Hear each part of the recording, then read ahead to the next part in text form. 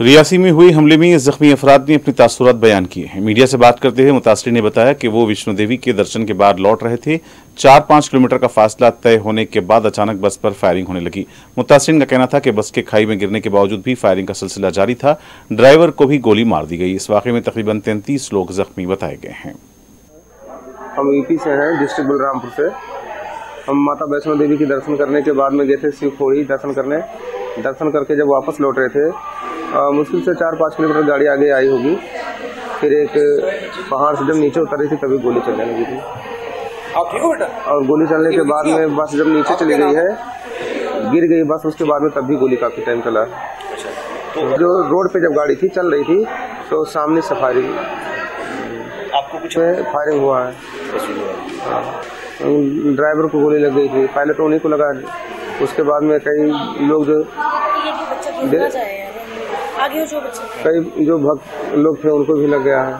अच्छा, तो काफी फायरिंग हुआ है बस गिरने के बाद में भी।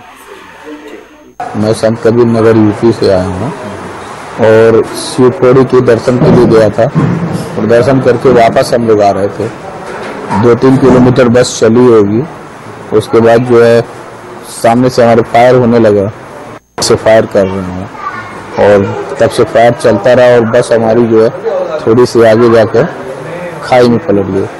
5-6 राउंड गिरने के बाद एक बड़ा पत्थर में जो है बस फंस गया और रुक गया।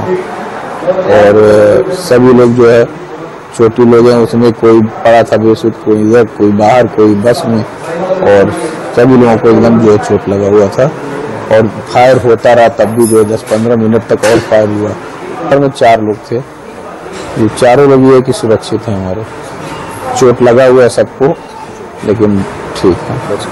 तो झलक जो फायर हुआ नजर उठा, उसके बाद तुरंत हम लोग बैठ गए।